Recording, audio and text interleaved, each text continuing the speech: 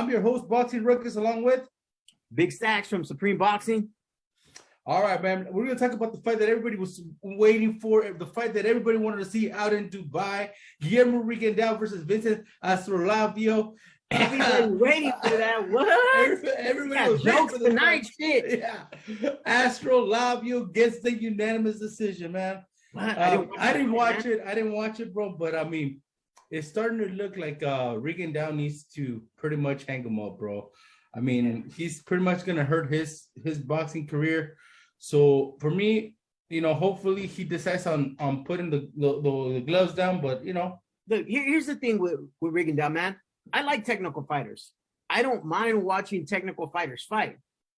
But when you have so much more technical abilities than the other fighters, but the fighter that you're fighting throws 6 punches and you throw 7 just to win a round, when you can throw 30 or 40, but you're just doing enough just to win a round when you're way more technical, and he's done that most of his career. I didn't watch the fight, so I don't really know how he looked. But you know what, man? I think you're right, man. I think it's time for them to take a good look at where he's at, what weight he's going to fight at, and the champions that are there at that weight class. And if he really does have it in him to win it again, because if it's at 26, I doubt that he can beat somebody. Oh yeah, like Vaquero at 26. At 30, he's not beating a Shakur. He's not beating an Oscar Valdez. He's not beating one of those guys. So you know what? I think you might be right, man. Do you think he beats anybody at 22? No, I don't think he beats anybody at 22 either. And I don't think he gets down to 22, man. Honestly, I don't think he gets down to 22. I don't know what he fought this last fight at, but I don't think he gets out to 22. All right. Hi, Susie. What's up? How's it going? Guys? All right. Here we go. Next one. This is the controversial one that everybody's talking about. Josh Taylor versus Jack Catterall. Catterall. I'm sorry, Catterall. Jack Catterall. So Taylor gets the split decision. Split. I'm gonna be honest, guys. I talked to people after the fight. I had Taylor winning. I mean, I understand that some people had it a lot closer. I mean, the judges had it a lot closer. It was a split decision, guys. So it can't get any closer than that. You know what I'm saying? So now here's the thing with that fight, real quick. It kind of reminded me, and I'm going to tell you what it reminded me of. It reminded me a lot of the De La Hoya Trinidad fight, right? So, and this is why. I think Catterall didn't fight to win after he dropped Taylor. I think Catterall fought to survive. Right. He fought to survive. He hung on, and he didn't continue with that pressure, and he didn't continue to fight to win. And you know what? When you're in the hometown of a champion, and I hate it, but like they say, you have to beat the champion. Did he clearly prove that in the back half of the fight? I don't know if he did. I didn't watch the fight close enough to judge each and every round. A lot of people were saying it's a disgusting decision. A lot of people were very upset. But most of the people that I seen were fans from the UK, on Twitter. It was a lot of the UK fans that were complaining about it. I know this fight was in Scotland. It was in Glasgow. And so I don't know. It's hard to say. Controversial, maybe. But you know what? I mean, at the end of the day, if he did take that back half off, maybe it's his own fault. That's his bad. That's his own fault. All right, guys, don't forget.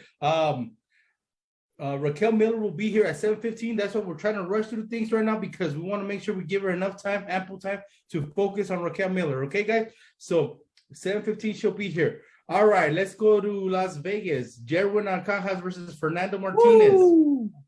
Exciting fight. Bing, bang, boom. Fight of the night? Not a fight that was hard to judge, but a fight that was very, very exciting, man. And hats off to Ancajas. Sean Gibbons made a statement today saying that Ancajas was tired, that he had trouble making weight, that he had trouble getting down, to Superfly at 115 pounds. But you know what? I'm not taking anything away from the kid, from Martinez. When you have Sergio Martinez backing you up and you have Chino Maidana as your promoter, there's got to be something special, or those two guys wouldn't just bring any boxer out of Argentina unless they thought there was something special about him. And apparently there was.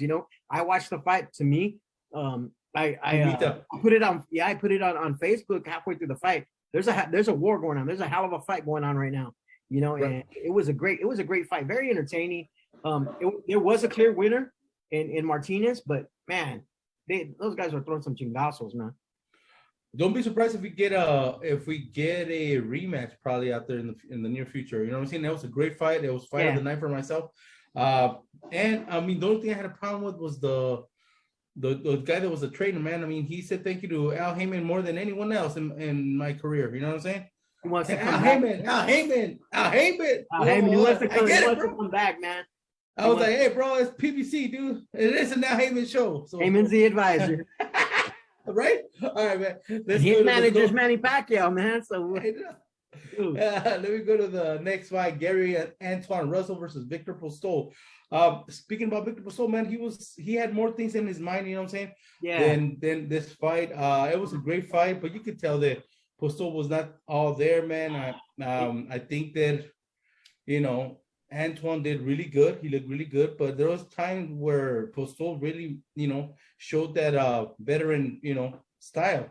You know, here's the thing. Victor's 38 years old now. That's one. Mm-hmm. Father Time catches up with everybody. Two, Antoine Russell is a good fighter. He's a young fighter. He's a strong fighter. Do I think the stoppage was a quick stoppage? No, I do. I they should have let him finish on his, you know, go out on his shield. I mean, there was 30 seconds left in the 12th round. Like, but the last thing and the most important thing is he has a wife and 5-year-old twin sons at home waiting for him in a country that's just been invaded. You know what I'm saying? And it personally, he left. Yeah, he left. He's gone. After the fight, he was gone. He was gone. You know, and there had to be so much going through his mind that 3 days before the fight that his country was invaded. You know what I'm saying? That there's a war going on. And this war's evil, man. You know, and seeing what I've been seeing, and it's sad. It's heartbreaking.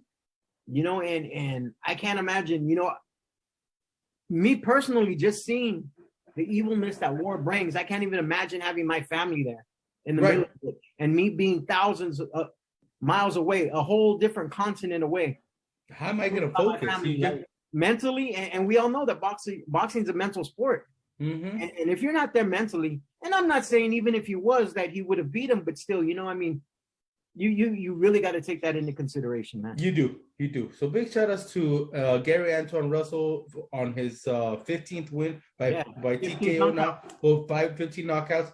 But I mean, let's be realistic. It wasn't a full Postol. You know what I'm saying? It was a damaged Postol. But you know what? When it came mentally. At 140, there's going to be some good fights there, especially on the PBC side. Well, he's calling out Taylor, bro, already. So I mean, I don't know what he wants. Yeah, Taylor's top ranked. He's PBC. He wants to fight somebody at PBC. Let him fight Tank. Exactly, bro. Let's do that. Tank. Let him fight Mario Barrio. Let him fight somebody. Give him a PBC guy. What's his name? Regis. Mono. You can give him Regis. Or you could give him Mono. Yeah, give him Mono. Is it Mono 140? Yeah. Ramos? Yeah, Ramos. No, Ramos. So he's 47. No, he's 47, yeah. No. Oh, no, yeah, give him Regis for grace. Let's see what's up. All right, let's go to the main event. Chris Colbert versus Hector Luis Garcia. Wow. What a fight, man. Colbert didn't come to it. You know, what a fight by Hector Luis Garcia. Not by Colbert, but Colbert, styles make fights, bro. I mean, and sometimes fighters have bad days. Fighters have off days. And, you know, it happens. He got beat. He got hit. He got beat. And you know what, man? I tell you what I commend the most about Colbert is that after the fight, he went to social media. He went and he posted himself getting knocked down and says, hey, sometimes you have your bad days, but I'll be back. I'll be back. I think he didn't make no excuses. He didn't see that he on a goddamn heavy outfit, that he was tired, that he was drugged, that he had some shitty water, that people gave him his game plan. No. He took it like a real champion, like a real loot, you know, like somebody that lost, man. He took it with pride. And that right there, man, that's what makes me want to watch Colbert fight again, man. Yeah. And not just that, but everything he did, man. Everything he did right there for autism. As you guys know, I have an autistic grandson. Mm-hmm. I got that ink on me, and Colbert went out and all autism stuff, man. So thank you very much for that, man. Big shout out to Chris Colbert on that. Yeah, no, and he said also after the post fight, he said, "I'm not a sore loser." Oh, look at this, guys! The pretty beast is in the house. What's up, guys? Thank you so much for having me. I'm excited to be here. Man, thank you. Raquel Miller is in the building. In the guy. Am I right to say that you went to Vegas? You're in Vegas right now. I'm in Vegas, so you see, I'm in my hotel room. Yes, had to get my stream together. Holiday Inn. There you go. I appreciate you. You're a little early, but you're gonna help us out with what's hot in boxing, and then we'll jump into the interview. Is that fine with you, Raquel? Definitely so. Thank you again for joining us. Don't forget, guys, hit that share button because this is how we pay the bill. I have Mike Styles from 360 saying, I'm one of your biggest fans. Hey, guys. I love Mike. Mike is the bomb. Yes, I love Mike. He's always showing me so much love. They do amazing shows, and I'm really hoping eventually to get on one of their shows. But I got mad love for Mike. Hey, and you know what? I tell you what, for the fans that know Raquel Miller and for the fans that don't, Raquel Miller is one of the hottest boxers. Not just female boxing, but all about no, and I'm talking about her technical skills, but not just that, man. I watched her fight in Orange County a few weeks back. No, last month. I watched her fight in Orange County. We went out there, watched her fight, and when she fought out there, man, she took time to take pictures with all the fans. She signed autographs. She did everything. And you know what? Not a lot of fighters do that, man. And she stayed. She was the main event and stayed late and took pictures with everybody, including my stepson that was shy to step to you. We had to make him step. Thank you. So yeah, I appreciate that. Great personality, man. Thank you. I'm nothing without my fans. My people, they definitely show me so much love and support. I just think that's what we're supposed to do in return is just let them know how much we love and appreciate them. That's right. Hey, I appreciate you just for that, because there's boxers, there's people like Stacks right here that won't take pictures. I take pictures with everybody, bro. You say no, not to the fans, man. There you go. All right, let me just get it. This two. I only have two things, bro, and then we can move on. All right. I just want to give a shout out. Actually, this is not what's hot in boxing, but this is a shout out to all the fighters from the Ukraine. All the fighters have gone back, all of them, yeah. And they're fighting in that war, man. So. Big shout outs to every Ukraine fighter. That includes Lomachenko. That includes Wojciech. That includes Usyk. That includes all the Klitschko brothers. Everybody that went back, man. I mean, shoot. Just big shout out Postol. Like he just was fighting Saturday night, guys, and he's already back. You know, it's like we said, man. It's a terrible thing, but all these guys went back, man. So big shout out to them, man. We got to recognize that. You know, they're in my prayers, man. All those guys. A lot of us know, like Sergey Boyachek. You know, Lomachenko, Usyk, the Klitschko brothers, you know, Vitaly's been the mayor since 2015 of Kiev. And you know what, man? My prayers are with them because war's an ugly thing, man. It's an evil thing. It's an ugly thing. And I just pray for everybody, not just the fighters, but for that country and whole country. And I even pray for Putin, man, that God gets into his heart or somebody gets into his heart and he just backs up, man, because it's not worth sacrificing all these lives, man. Thank you. All right, man. Let me give you the last one. This is the only one I have for what's hot in boxing. That one was a shout out, guys. What's hot in boxing is AJ is pulling for Dylan White over Fury. Come on, AJ, cut it out, dog. Cut it out, bro. You want that payday too, so you better support Fury if you want to get. How much is it? 150 million each. Oh yeah, that was what they were guaranteed the first time. I think it was like 300 million, 150 each if they were to go and do it in Dubai. So, and Raquel, let's just say this: if he's pulling for Dylan White, they're not gonna give him 150 million for a AJ versus Dylan White fight in Dubai, right? No, even though I would like to see that fight too. I would still like to see that fight. I'm a Dylan White fan too. I'm a Dylan White fan. I think that Fury is, obviously Fury is who he is, but I'm definitely rooting for the underdog. So I'm rooting for White. I don't know if it's gonna work out, but I'm rooting for White. Okay, no. Okay, but you're rooting because, like you said, you cheer for the guy. But, let's talk about lucrative bout. If AJ was to defeat Usyk in the rematch, the lucrative fight would be Fury versus AJ, right? Because, yes. will be, okay. It'd be on fire. They'll be on fire. I mean, that'll be definitely an amazing fight. But I think that, the money is definitely important, but sometimes I wish that they would fight some of the fights that the fans want to see. You know what I'm saying? And it's not, of course, you know what I'm saying? It's always, you know what I'm saying? The money is important, but sometimes I wish they would fight some of the fights that we want to see.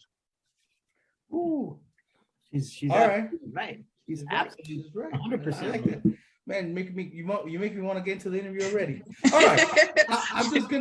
I'm just gonna do one thing what grinds my gears, guys, and it's the word robbery. I think for boxing fans, the word robbery has a different meaning.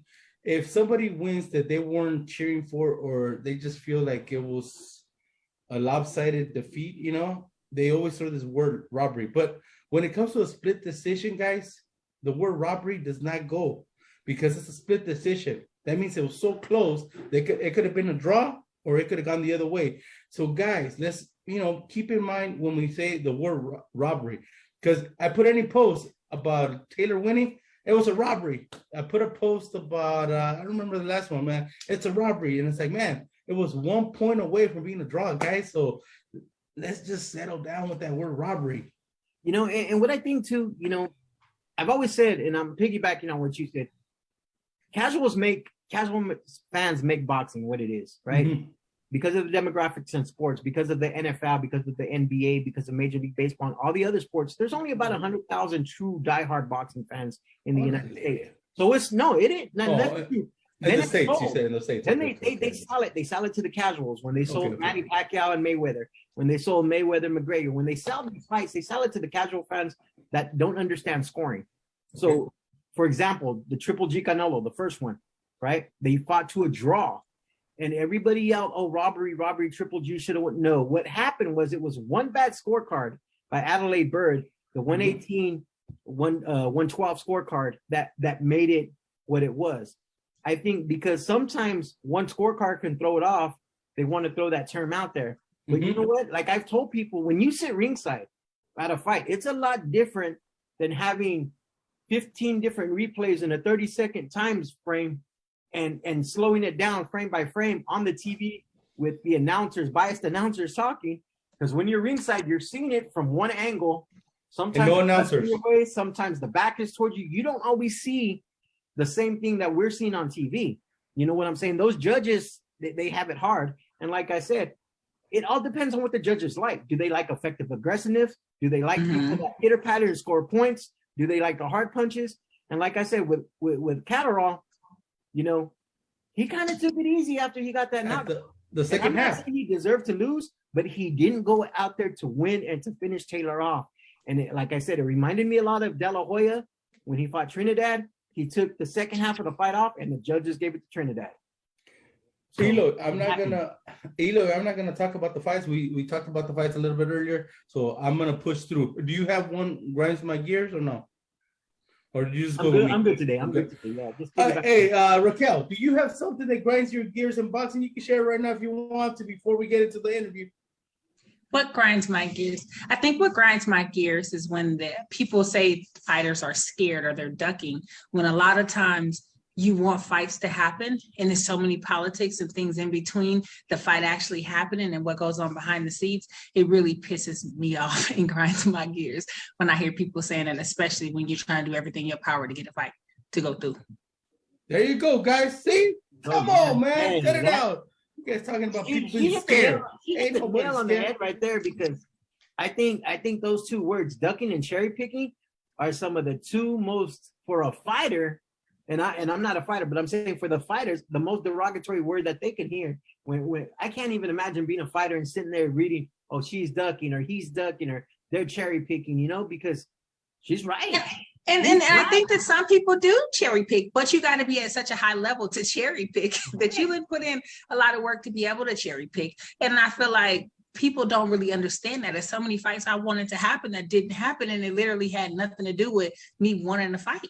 It was literally like out of my control. And so you have these casuals or people online saying, "Oh, you're scared. What about this fight?" And you're like, you know how many times I'm in, called to be my own manager, my own promoter, and I've, and it's more than just like talking trash online. It's more than that. Yeah. I should talk more trash though. Maybe that'll help. Maybe that'll help. Ooh, all right. With that said, guys, don't forget, hit that share button. Let everybody know that Raquel Miller's in the house right now. I'm definitely in the building. So come talk to me. Come ask me some questions and all that good stuff. And she's in Vegas, guys. So make sure. I am. I'm definitely in Vegas. Some great time in Vegas. I'm looking for somebody to come join me tomorrow for the hockey game. So I'm going to give one of my fans a free ticket to come and join me and come to the hockey game with me. So where's Vegas? Come join me. Don't make me fly right now. We get the private jet going. We get the private jet going right now. I'll go over there.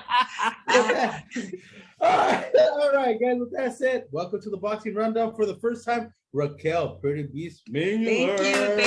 Thank you for having me. I'm excited to be here, guys. Man, thank you. You know what? Next time we have the show live we have it live right now, but I'm saying at the studio, we're bringing you in, Raquel, because I would love that. Definitely. Here just talk you up, and we're gonna be excited to have you on the show. So yes. All right, Raquel, for all the fans that don't know you, tell them a little bit about you. So I'm Raquel Miller. I am from San Francisco, from the Bay Area. I'm undefeated at 11-0, soon to be 12-0. I'm the interim WBA world champion, soon to be world champion. Most importantly, I kick butt and take names, and I'm here to get some more names under my belt this year and get back to those titles that I've been missing. Raquel, I'm hearing from Mike Styles that you're going to be in the building March 17th. Yes, I will be in the building. I'll be in the building.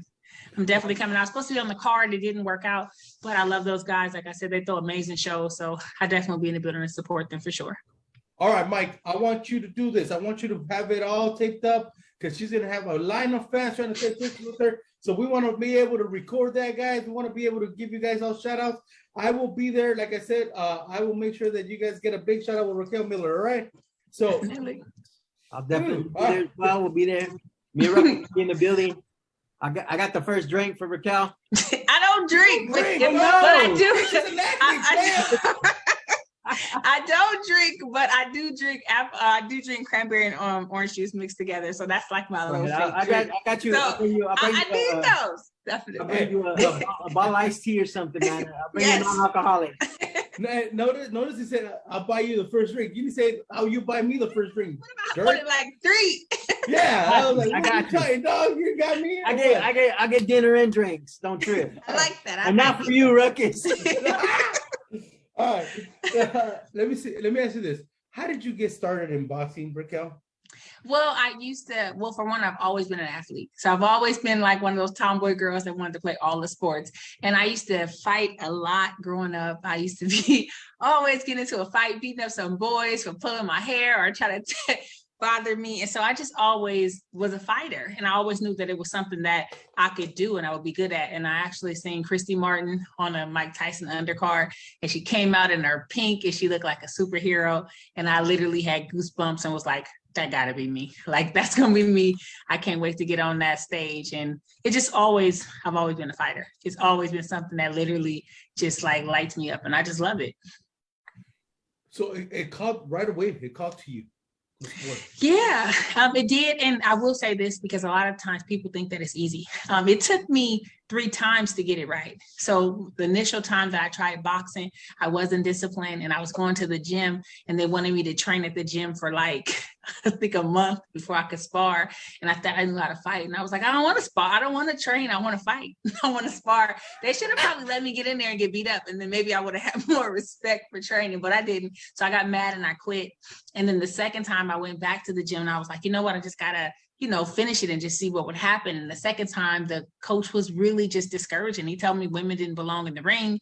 He told me women should be ring card girls. And I probably should have pieced them up, but that's another story. But I quit because I was so just discouraged. And then the third time that I actually stuck to it, I just said, you know what, no matter what, I'm sticking to it. I'm going to have me one fight. I don't know what's going to happen, but I'm going to stick to it until I have one fight. And I encourage anybody listening who's thinking about it or on the fence about it, challenge yourself to have one fight and see what happens. Oh, okay. I'm going to let Stacks, if he has a question. If not, I'm going to follow up on some questions that you just raised up for me. You know what I mean? Okay. So with female boxing, a lot of fans don't realize that when you are at an upper weight class, anything above welterweight, the competition isn't there because there's not as many fighters. So it's really, really hard to make a fight. How frustrating is it for you? Because like you said, there's a lot of ducking this and ducking that, but because of there not being so much competition, plus the politics of boxing, how frustrating is it for you to It's super frustrating because it's super frustrating, especially given the fact that you would think that when you have so much experience and so many credentials, like, for example, this is my 10th year boxing. This is my, I think, 4th year as a pro. I was amateur for 6 years. I've been on Team USA for several years. I went to the Olympics as an alternate. You know, I've been number 1 in the nation. I've been number 1 or 2 in the world before. I feel like I've been due an opportunity to fight for a world title, but the politics and some of the, you know, I don't like to, you know, I just try to like live in light, but it's been a lot of unfortunate situations that kept me from fighting.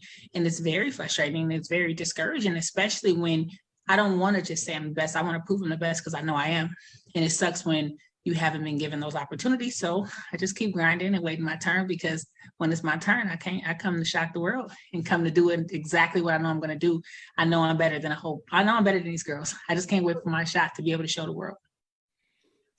I'm about to frustrate you a little bit more. Okay. No, I'm just saying. I'm just joking. The reason why I say this is not at me. I'm joking. Come with it, you guys. I don't have any questions that's off limits. If there's some questions answered, I'm definitely down to answer. Better stop, because we're about to start, guys. It's about to change. It's no longer the rundown. It's gonna be called something else. No, what I want to know is, okay, you're from up north. You're from the Bay Area, yes, right? Okay. We've had fighters from the Bay Area say that it's very tough to get any type of sparring, any type of anything up there. That's why a lot of them end up moving down to the south, right? To Southern California. Was it even tougher for you as a female fighter to get any work done over there? I understand the trainer that told you that you should be a ring girl and all that. I know what he was hitting, you know what I mean? He was doing the little stacks over here, you know. You said it, stacks. I caught you on that one. It's very challenging for any female fighter anywhere, to be honest, because there's not many women as it is. So you're usually the only female there. So you just kind of resort to sparring the guys in the gym, and you hope that the men that you're training with have that type of love and respect for you, that they're not, you know, their ego doesn't get in the way of them actually helping you get better, and they're not trying to hurt you or knock you out. So I was really fortunate in the Bay to have a bunch of guys that are still really close friends with me, that love me, that, you know, beat me up some days, but we went back and forth, but they actually just really helped me get better and helped me put in a lot of work. Shout out to Kareem Mayfield, you know, Aaron Coley. It was a whole bunch of us that was just putting in a whole bunch of work, and that's how I got good, but I didn't have any women to work with. So I was really happy to make Team USA, because that was my first time ever working with women that were actually elite and skilled. So are you training out in San Diego now? Yes, I'm in San Diego. I've been in San Diego for several years now. Shout out to my coach, Bashir Abdullah. He's the reason why I moved to San Diego, because it's really important just to have good coaches that not only just believe in you, but love you as a fighter and as a person, and actually want your well-being. And he was the coach that really just kind of aligned with what I believed in, my philosophy in boxing. And it just kind of was a mesh, and we've been rocking ever since. And now it's been like 8-9 years. I could tell why somebody like you have this aura of yourself that people gravitate to you. You know what I mean? I can feel it right here. Just via cyber, you know what I mean? The cyber world. But good vibes. Good vibes. That's what I'm saying. I like the fact that you said you have a good team around you. You know what I mean? Which is a lot of things that we always bring up here on the show, that the fighters should have the right team around them. We want fighters to have the people that are going to tell them the truth. We don't want fighters to have somebody that's going to be the yes man, you know? No, exactly. That's what we don't want, you know? Exactly. Me and Ruckus, we tell a lot of young fighters that come on here that the most important thing is to have a good team around you. Somebody that knows boxing and knows the ins and outs, because boxing is such a cutthroat industry. It's such a dog world out there in the boxing world. And it's there's a lot of shady people, man. There's a lot of snakes in the grass in boxing, and it's sad. Mm-hmm. You know, there's a lot of good people. There's a lot of good people in it, but behind the scenes, it's rough if you don't have the right team. Let me give a couple questions from the fans. I have one from Albert Vasquez, who's in Texas. Toughest opponent sparring.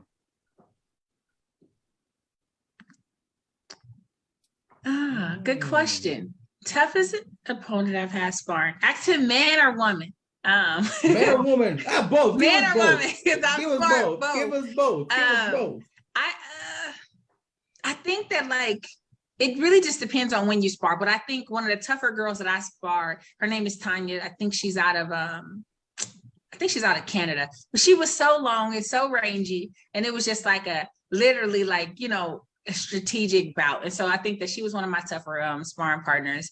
And I think shout out to one of my teammates, Joe Perez. His jab is literally like, you can't get past it. He just be punching me in my head all the time with his stupid jab. I can't get by it. Yeah, bro. So I think that's probably two of my, like literally he challenges me every time. And he don't care about I'm a girl. He don't care about if my headgear twist. He don't care.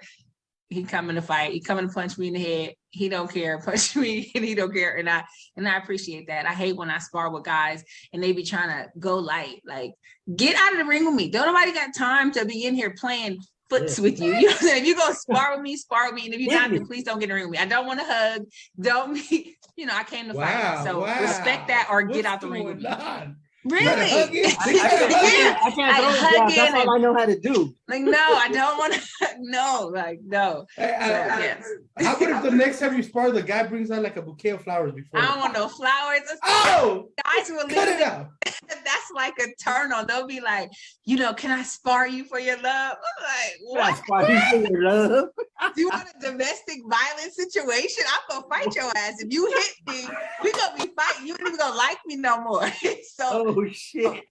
No, I don't want to spar. No. Hey, come on, guys, cut it out. Don't be trying to get hooked up by sparring. All right. I'm gonna give you the next one, and I can't believe this guy said this. I think it's more of a comment. Eloy Indio Gonzalez. He's also from Texas. He says Raquel is 37. Wow, she looks way younger. I think that's a compliment. What? Drink juice. I want drink juice. Take care of yourself. Yes. Yeah. I just had a birthday, and I really think that taking care of yourself, working out, eating healthy, all of that stuff really matters. And I think a lot of times people put so much emphasis on age and things like that. Now, what I'm saying? Granted, your body does change, but how you take care of yourself, how you work out, all that stuff matters. Luckily for me, women fighters, we usually blossom at a later age. And a lot of us didn't have opportunities to go pro before the women were allowed to go to the Olympics. So a lot of us reach our peak a lot later, which is definitely a plus. But I also think that sometimes people put too many limiting beliefs on themselves. If you think you can do it, try it. Why not? Like when I started boxing, everyone told me like, oh, you can't do it. I started and really got serious. I think I was like 24 or 25. And a lot of people told me, oh, no, you're too old. People are already really well advanced. And I just tell them like, don't put your limiting beliefs on me. Not only did I start late, but I made it to the Olympics in a year and a half. I was number one in the country. And like, a year and a half, I was at the Olympics. In a year and a half, I was on Team USA. And I just continuously break down doors and do my thing and don't let people put their limiting beliefs on me. And not only am I 37, but I'm going to be a 37-year-old world champion too. Like, what's happening? What's up? What's up? Dog, what's going on here? What's up? Really? So, San Francisco. So I know my big brother up there, Laurent Mitchell. Oh. I do. That's my people's. Like, we had a really interesting story. Years before he even started boxing, he came to my job. I used to work as a law clerk, and he came to my job and we met. And then like 3-4 years later, I was at a fight, getting ready, warming up, and he walks in and he's like, what's up? I'm like, what's up? So full circle moment. We ended up boxing together, and, I got a lot of love for Laurent. Definitely a good person. Definitely a good dude. What you were saying right there, I mean, for one, you being from San Francisco, I knew you knew Laurent, but just what you were saying earlier about age doesn't really matter. For people that don't know who Laurent Mitchell is, he's a fighter, a heavyweight fighter that fought for Thompson Boxing. He was signed by Thompson Boxing, but he's a school teacher, and he started fighting late in his career, went to the Olympic trials, right? And actually beat like Dominic Brazil. He beat Dominic Brazil and all those guys. He was on Team USA in his 30s. He was already in his 30s, and he was there at the Olympic trials with a bunch of youngsters. Yeah, with a bunch of youngsters, and he turned pro in his late 30s. He had a good record. He fought some notable names. His last fight that I seen him fight in was in Sacramento, and I think it might have been his last fight. He may have had one after that. But they had actually, they did him dirty, man. They had him fight his sparring partner, Rodney Hernandez. And I didn't know that. He couldn't, I talked to him before the fight, and he actually didn't want to go out there and fight. Because, like, Rodney was his friend, and, like, the whole time that he was in, he ended up losing the fight by a decision, but he never could pull the trigger on Rodney. He's like, I just couldn't hit my friend. Like he felt it, even though I would have hit my friend. Oh, yeah. I mean, some people can. We would have been friends after the fight, but I'm telling you right now, I don't know. I got this thing. Like LeBron's a big teddy bear, man. Honestly, he really is, and he's a really nice guy. Man. Like he's a nice guy, man. So shout out to LeBron Mitchell. Yes, definitely shout out to LeBron. He's definitely a really good guy. Definitely a really good dude. Absolutely. I was gonna ask Raquel for her beauty tips. You know what I'm saying? I'm only like 25 years old. I look like I look like a catcher's mitt and shit. I wear sunscreen. No, but seriously, like I'm not really into makeup, but I'm really into skincare. So right. My tip is to drink water. I drink like about a gallon of water every day, if not close to it. And I use a lot of sunscreen. I don't know why people don't use sunscreen, but it works. It matters. It helps. Use sunscreen. Take care of yourself now, to whereas when you get older, it's already a routine. So, people say, "Are you afraid? Are you afraid of your face?" I mean, I don't want to get punched in the face, and I've had little fears about getting cut. But my thing is to slip and move. But my want to be a world champion is more than my care about being a pretty girl, because a champion is going to live forever and looks going to fade. I'll be a champion forever. Forever. Oh no, I was going to tell you this. When you do sparring, do you wear when I've been to the gyms, I've been at all this stuff. Do you wear the absolutely? Okay. You got damn right. I got my whole face up. I lather with a whole bunch of Vaseline. My coach was like, "Get yourself in the ring." I'd be like, "No, wait, my face." I'm serious about it, y'all. I ain't gonna lie. I'm not gonna lie to you like I be out there renegading. No, I don't. I keep my big headgear on, and he'd be like, "You can't see the punches. It's okay. I see it in the fight." We gotta protect yourself. Got a troll on here telling me I'm already old. I get the senior discount on IHOP. Hell yeah, I get the early first special, AARP, all of it, brother. Discount all day. No, I was gonna tell you this, but do you like it? Because a lot of fighters say, and I know a lot of, they say that they don't like the nose guard because it limits them from the peripheral. Do you feel that it does limit definitely, you can't see the hooks and stuff like that. But for me, shout out to Aaron Coley. I was sparring Aaron Coley one time with the open face, and literally he punched me in my nose so hard it was making noise. Kid you not. So damn, to me, I'm like, he was like, "I'm sorry, sis," but the reality of it is, most of the fighters get hurt in sparring. We get hurt in the training as opposed to, of course you get hurt in fights and stuff like that, but I don't want to risk being hurt in sparring and not be able to fight. So if I got to kind of like, maybe you have to block from hooks or from my peripheral vision a little bit more, but I have a little more protection on my face, I'm rolling with more protection on my face. All right. I have a question from Eloy again from Texas. I saw there was a back and forth between Raquel and Shields. Is there some tension there, and is there a fight brewing? Absolutely. Well, absolutely. There's always been, she watches the show. Yeah, but it's always been bad blood there. Like we've been we was on Team USA together for years. I went to the Olympics as the alternate in 2012, and I was a training partner. So it's always been some tension. It's always been some bad blood. It's always been some, when Raquel get a title and, she's ducking me and all of that. But the truth is, it's like, what's happening? Let's make it happen this year. It's like we talked about it. We walked around this block a whole bunch of times. I've never been offered a title fight. I've been waiting my turn, and it's been a situation of, Raquel don't have a title and this and that. But if you're the best, improve it. There you go. Well, I'm going to be honest. Isn't there something where she was looking for opponents and there was no opponents? That's when she went to MMA. Raquel Miller's here. What's up? I'm like, y'all 1 + 1 = 2. Do y'all really think that? We've been here. We have never gotten, like the only time I've ever been offered a fight was for her debut fight, and it was under a Rock Nation card. And so that was a whole bunch of hoopla, like, she was stuck in the fights and she didn't want to fight me. But reality was, I was one of the first women to fight on the Rock Nation card under Andre Ward at the Oracle. And it just wasn't a really good situation. Like, I just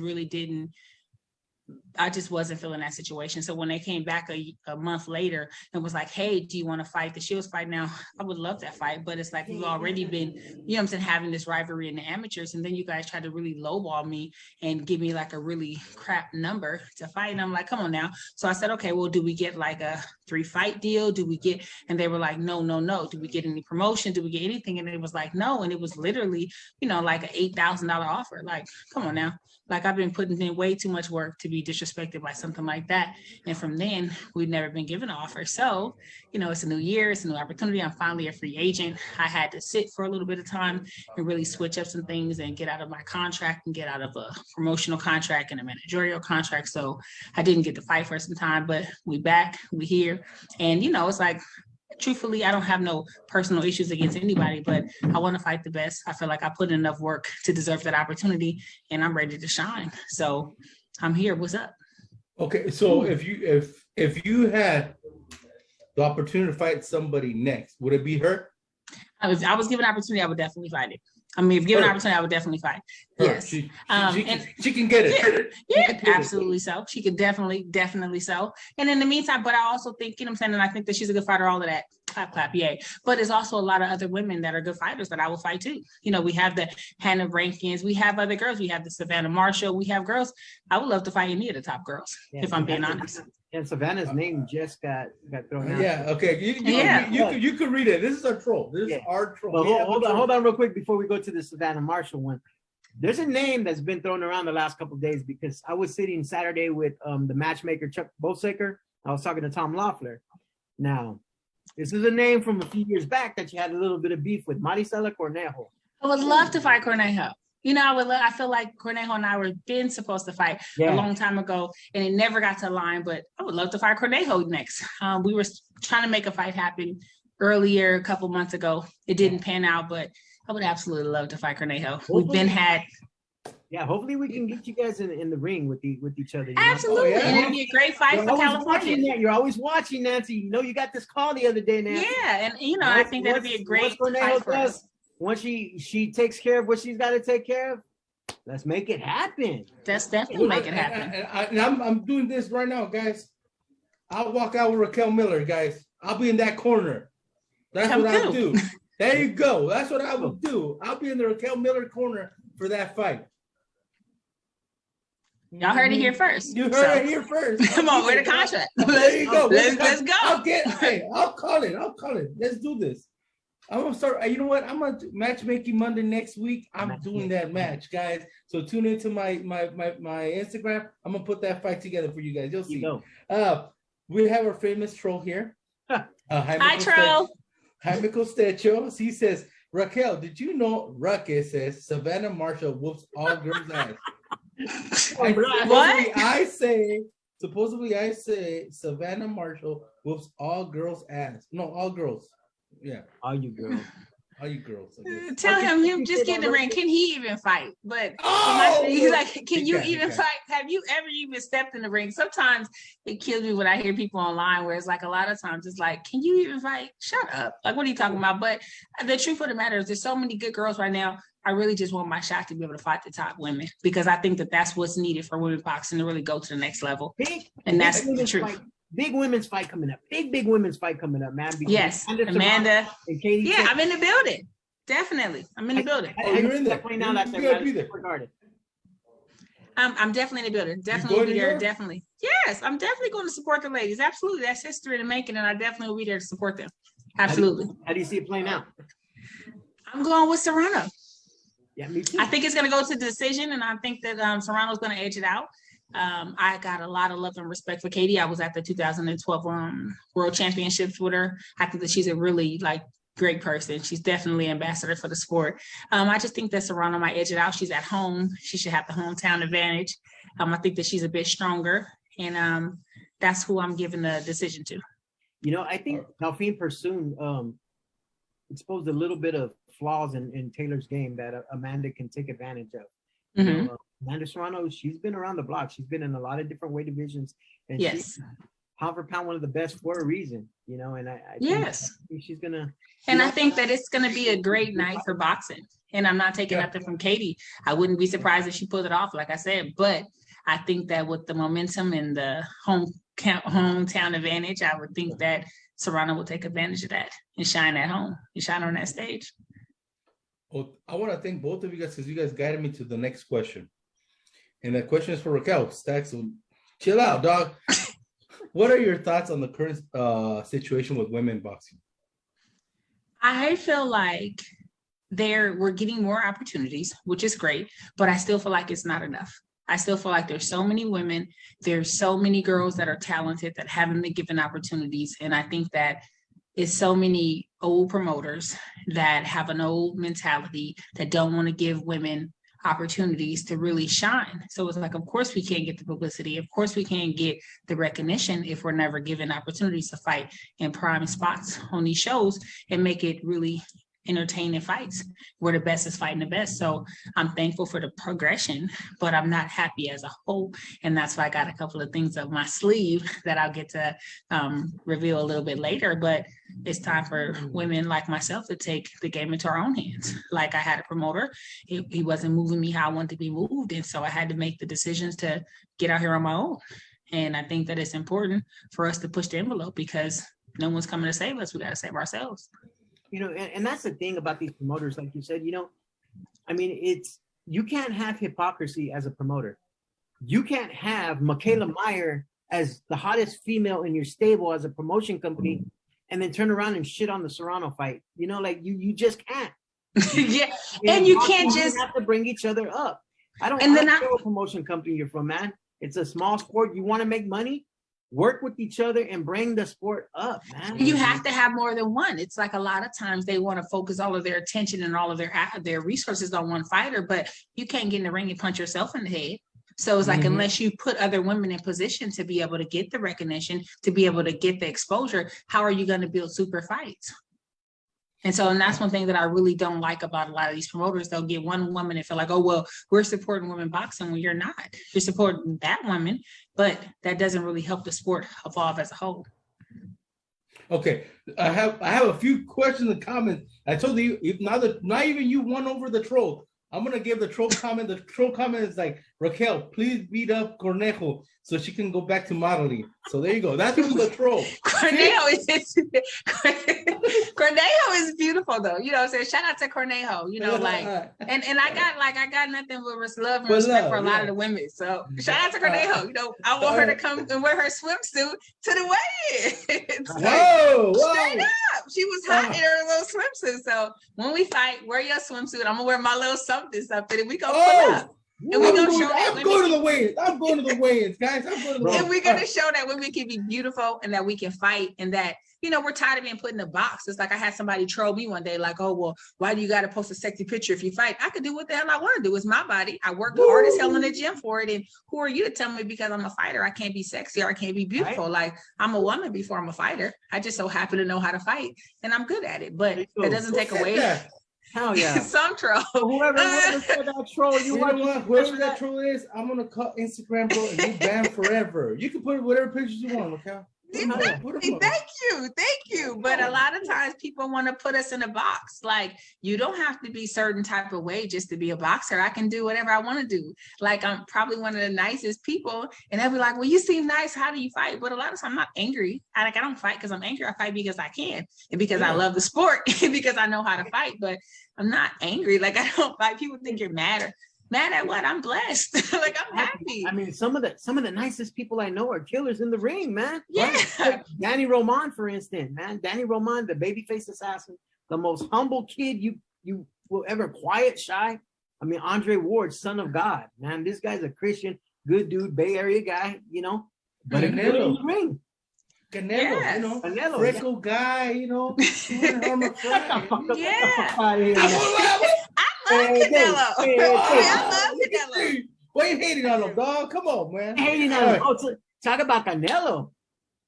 Oh, we'll talk about that later. Wait, what? Hold on. I wanted to see Canelo fight Charlo. Oh, so I'm disappointed in that. I want to see that fight. And the guy he's fighting, I think he's talented. I get it. Yeah, blah. But that was the fight I wanted to see. But like I said, he's gonna get Charlo too, though. But he made a statement today. But we'll talk about the statement a little later. Okay, I have one from Albert Vasquez. Says, do you feel Christy Martin and Ann Wolfe paved the way for women boxing? And Lucia Riker. I think that she doesn't get enough. She doesn't get enough recognition. But absolutely, because without those ladies, who will we be? So yes, absolutely they did. And I think it's important to really pay homage because they literally, you know what I'm saying, set the stage. And Lucia Riker was the truth. It is the truth. And I think that she didn't get enough she doesn't get the recognition she deserves, but she is the truth. And if you don't know her, go check her out. And like I said, yes, and Christy Martin was one of the people who I literally saw her and she was like a superhero to me. She had her pink on. And that's the difference. A lot of male fighters, I feel like, don't really advocate for women fighters. But because Mike Tyson was like, no, I like her. Don't just put her on my car, but put her in a prime spot on my car. She was able to really get the next level of recognition and shine. And that's really important. And so absolutely, I take my heart off to those ladies because they definitely paved the way for us. So a couple of things real quick for boxing fans, for me to turn on the light for you. Lucia Riker, if you go back to the movie $1 Million Baby, she's the one that played the German bear that pushed the girl into the stool on a $1 Million Baby. That's who Lucia Riker is. I had the opportunity to write her bio for the 2017 Nevada Boxing Hall of Fame. So Lucia, man, shout out to Lucia Riker. I love her. Talk about Mike Tyson, man. Talk about Mike Tyson. There's a fighter that you recently fought that was actually fought Layla Ali on a Mike Tyson undercard, Aaron Tohill. Yes, I did. Yeah. And I did. And she actually fought on Layla Ali as well. Yeah. You know, shout out to Erin. That was a good fight. That was a fun fight. We fought in LA. And shout out to Erin because she wasn't afraid to take the fights. You know, a lot of times, you know, women, for us, we don't have that many opportunities and that many fights. So it's like, we need to fight each other because it's going to push the sport forward. So, you know, shout out to Erin. I was really happy to have that fight. It was definitely fun. And it was my first time fighting in LA. All right, let's do this. And I have another question, and it's from Tony Sandoval. What about the fight what about a fight with Franchon Cruz, the girl that beat Mari? Would you fight her? Yes, I would fight Franchon. She fights I would fight definitely I would definitely fight Franchon. She fights at a heavier weight class, but I would definitely go up to fight Franchon. We fought a lot in the amateurs. So a lot of the girls that are in the pros now, we even met each other several times, like I said, in the amateurs. So we're pretty familiar with each other, but I would definitely love that opportunity too. Oh, no. I mean, you're getting a lot of love. So didn't what's her name beat Mari, or did Mari beat her? No, Franchon beat Mari twice. No. I know. Franchon, yeah. No. I was talking about Erin. Erin. It was a 360 show. Debatable. A lot of people thought Erin won, but Mari got the decision. Oh, okay, that's what I wanted to make sure. Okay. Yeah. But yeah, no, because I was there, but I thought it was controversial, but I didn't know. You were drunk, bro. You don't remember. It's a 360 show. I'll be honest. But 360 shows, guys, I do get a little toasted, but I don't know. I mean, it's St. Patty's. Let's see what happens. All right, man. Cut it out, guys. Profile picture looking nice. Who dog? Raquel Miller? Yeah, that's my stepson. The one I told you was outside to take a picture with her. Look at her. All of a sudden, you guys are so funny. On the chat, he's all over it, huh? Hey, he's all over the chat. Hey, March 17th, I want you to take a picture with her, but without Stacks helping you out. Yes, because I was like, take a picture with me. And I look cuter this time. I'm telling you, I'll be all dressed up. It'd be, come take a picture with me. That's right. There you go. All right. I want to ask you this. What does May 21st, 2016 mean to you?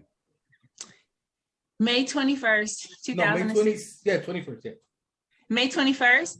I think that means my pro debut. Mm-hmm. Am I right? Mm-hmm. Yes. That was my favorite fight.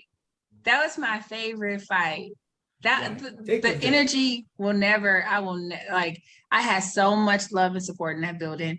I was my first time being able to fight home in like years because I had been on Team USA and we had been fighting overseas, and I wasn't able to fight at home. My mom made the show, and my dad. That was just a special night. That was definitely a special night. I absolutely take my hat off to everybody in the Bay Area because they showed me so much love and support, and I wouldn't be here without them. Shout out to my home soil. I love them. Thank y'all. We was deep in there. I sold like 10,000 tickets and it was like a really like homegrown show. So you don't really sell that many tickets. And that's how many of my people came out to support me. Hold up. Where's all the promoters in SoCal? Why aren't we doing the show in Showmas, or what are we doing? A show. What's another arena they use up north?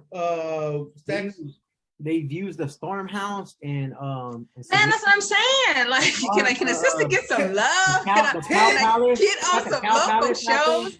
Shout out to Marv Nation. I went to their fight this past weekend. They do some amazing shows. I went to their show up in Pomona, which was an amazing show. So hopefully, I get to work with them pretty soon. Shout out to 360. And to be fair, some of them have tried to put me on the card, but sometimes people don't understand like the politics of it and the business of it. It's not always easy to match. It's not going to match. Yeah. It's not always easy to match. So I think a lot of women that are top women wanted to fight me, but it's been a situation where the money don't make sense. I could see them not wanting to fight because it's a business before it's the sport. So a lot of opportunities didn't get to materialize because it wasn't enough money, and I got to hurry up and get a title so that the girls can have a reason to fight me. I feel like I'm not going to get a shot at a title until I'm mandated, but I'm working at it. All I can do is just keep putting in the work. You're undefeated. Why can't she get a title shot, man? Come on. Who you want? The WBA? All of them, WBA, and then it's like, and it's really, that's what I said, it's so unfortunate. Like Hannah Gabriel's and I were like this close to fighting. Literally, I had the contract, she had the contract, we signed the contract, we were in camp for like a month and a half, and then cut, nothing, vetoed. Like Cornejo and I have been in contact, been in communication to get some fights happening. Killed. So it's like, hopefully this year, I'm like really hopeful that this year is the year. I think a lot of women fights are really happening that are big fights. And I think that it's only right to really just push the sport forward and have the best fight the best. So I'm very hopeful. You're making me want to start the Boxing Rundown promotions. Because if you can sell 10,000 tickets in the Bay Area, screw this. I'm putting shows out in the Bay Area, guys. Shout out to my people. Like when they put me on that Rock Nation card, and this is all, facts, you can check it. They gave me a week to sell tickets. And they literally, they just really made it hard for me. Not only did they give me a week to sell tickets, but they put my face and Andre Ward's face on Groupon. And all my peoples was buying tickets on Groupon thinking they were supporting me, but they weren't, because, when you're a fighter, you're coming up, you got to have your hard copy tickets. And I still sold almost 20,000 in tickets. Okay, I was going to tell you this. But once he said that, he kind of messed me up. You sold more tickets than Andre Ward to one of his shows up north. So I didn't say more tickets than Andre Ward. I didn't say that. Don't put me on. I didn't say that. Andre Ward up north. Andre Ward, one of the greats. I just said I sold 20,000. I love Andre Ward. I think it was the Sullivan. I didn't sell more tickets than Andre Ward. No. You do. You sold over 20,000. Come on, cut it out. You're not saying it. I'm saying it. I'm saying it. Andre Ward is a star. Shout out to Andre Ward. And Andre Ward is for the real hardcore boxing fans. It's really unfortunate and that's like the BS of boxing, that if you're a nice guy, you don't get the recognition because like the talent is there, the skills are there. It's really unfortunate that he didn't really get to have mainstream mass success because he's an amazing guy, an amazing fighter. And that's what I'm saying. He's an amazing commentator, amazing fighter.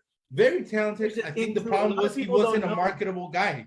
No, I think, but then it's like, why wasn't he's a nice guy? He's a family guy. He's a religious guy.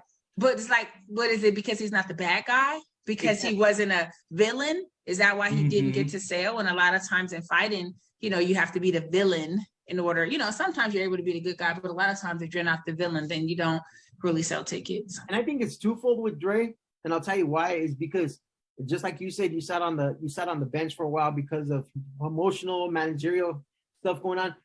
After that Super 6 series, when he beat, when he beat Kessler, guys,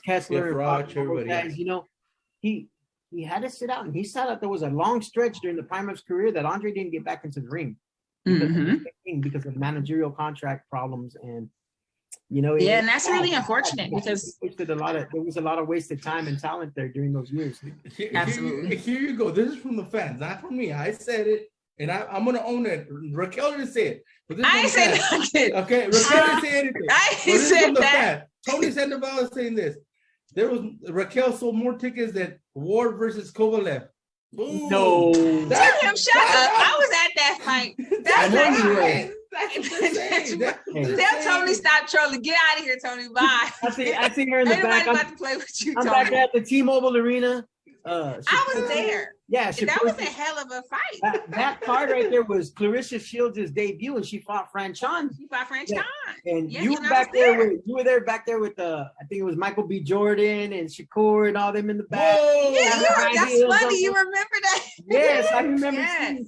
I think you had on like a real nice blue dress with the heels. Hold up, man. Yes. What you doing? But that was stalker now, dude. Shut up, fool. Not the fight, no goddamn stalker. Hey, it was like like those movies when the girl walks in and everybody get quiet and just turn. That's how it was when Raquel came into the building. I was like, what? Everybody was like. But that was a dope night, and I felt like it wasn't. What do you think? It was people in the building. It was a damn. It was going down. Yeah, and then Ward got dropped. I just rewatched. He did. I had to, but you know what? You made a good point. When I was at that fight, and I'll be honest, because I'm gonna just keep it 100. I didn't think Ward won the fight. Right? Boom. I was like, at the end, I was like biting my lip, like, damn, did he get the decision? And then he won, and then people were kind of boogling, and it was like a whole situation. But when I went back and I watched, Ward won the fight. And that's the difference between the perception of being at a fight live and then going back and watching the replay and watching the punches. And you're like, oh, okay. And I didn't feel like talking about that fight because it's almost the same thing that happened with Taylor. Taylor got dropped early and came back and put his foot to the pedal, where Catterall just kind of slowed down and just went with the flow instead of going in for the kill, And I have nothing to say about that. I gotta watch the fight. I was at the other fights that night, so I have no comment because I didn't watch the fight. No comment. I'll watch it. Yeah. I'll watch it, then I'll come back because I don't know because I was at another fight. All right, but you know what though? Ines Estrada has been here. She wants to, once she retires, she wants to become the host of the Rundown. But I think she's gonna have competition. I think Raquel could really do good too. That's what I'm saying. I have two female fighters that can end up taking my job and taking the jet and everything from us. Yeah, we need that. There you go, man. I'm like, yes. Oh, hey, dude. Hey, weird. The troll got him. He said, "Stop stalking her, bro." The troll is crazy. He said, "We're gonna," and then he says, "We're gonna have to get a restraining order." Like you been on the me and the troll is together. Yeah. My boo, I just don't know. I just don't know it yet. I was gonna ask you this though. But speaking about the politics and speaking about how hard fights are to come around, why is it that that it's so difficult? What do you think it is? What do you think it is? Is it the sanctioning bodies or is it promoters that make it so difficult for fighters to end up getting it? I understand there's a politic part of it, you know what I mean? But I mean, who is responsible? The sanctioning bodies or the promoters that are mainly the ones messing everything up? Question. I feel like it's a mixture of both. I think that it's a mixture of like egos and like BS that's stopping people from just kind of being like, you know what, let's do what's best for the sport. It's kind of like a lot of power trips going on. Well, like, I don't want to work with them. I don't want to work with this person. Well, my fight, it's just like a lot of BS, I think, because it's like the sanctioning bodies, sometimes it seems like if you're not, you know, who they want in that position, they're not giving you those opportunities. And then you have like the promoters that I know can make these fights, but don't even want to make the phone calls to make these fights. And it's like, well, what's the point? And then you wonder why boxing numbers are lagging or where we don't have like the fan support like we have in the UK. Whereas like you have a lot of people that need to put their ego aside and make the fights happen and pay the fighters. Do you think that Eddie Hearn, I know that Tom Loeffler, they're very proactive when it comes to women fighters. Do you think they're the ones that are leading the charge? I think that they're giving women opportunities, which is great, you know, which is awesome. And I think that if you look at the scope of other promoters, they're doing the most, especially Eddie Hearn. You know, I've had some conversations with Eddie Hearn and it didn't really materialize, but we'll see what happens. But I think that they are doing more than some of the other promoters, like a Top Rank. You can't have one girl and act like you're really pushing the sport. You're not. And you know what I'm saying? And that's not a ding at Michaela. You know what I mean? Because I think that she's a great fighter. I've been on the team with her before. We've been sparring partners before. So it's nothing against her, but it's about how that's shaping the sport. You can't build a sport and then you pick and choose and have like one or two girls. This doesn't work that way. Like with the men, you have people that are their fans and then you have this fans and you come together. And now, you know, you got the fans having the rivalry and everything. And that's what builds the sport. Mm-hmm. Like I like Jake Paul. And a lot of people are mad about. I think that like he's a new wave. But he's saying he's having those hard conversations. And a lot of people are upset because they feel like, oh, he's a YouTube fighter. But the truth of the matter is he is changing the sport. And he's given Serrano an opportunity to make more money than she's made in any fight. So how can I be mad at Jake Paul? Jake Paul called me. Holla at me. I'll fight for you. I know his manager. I know his manager. Don't put you in contact. Because why not? If it's an opportunity that's going to pay me, that's going to put me in front of the casual fans and kind of really win over the casual fans, which is important for women fighters anyway, because we don't really make that much money from the sport. The casual fans and those sponsorships are that's why I'm in Vegas right now with a sponsorship from an airline that's flying me out here. But this is how we make our money. It's not necessarily, which we should make money from the ring more than we do, but that's another story. But I'm not mad at Jake Paul. And I feel like I wish that the promoters would really understand it's a market out here for us. And save me some money, man. What do you mean? You have a sponsor for airfare? Is that what you're saying? Shout out to Allegiant. All right, talk about that. Shout out to Allegiant. I'm out here to support them. If you follow me, shout out to my followers. I'm a world traveler. I love traveling. I love flying. That's kind of like what I do on my spare time, and that's what I love to do. So when I retire from boxing, you guys, I'm going to be a professional world traveler that's going to start an animal sanctuary because I love animals.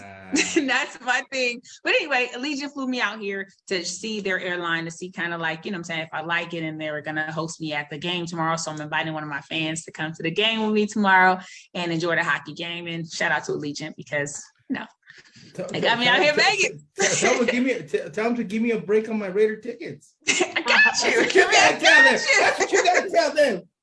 I got you. All right. Man, you made yourself a new fan.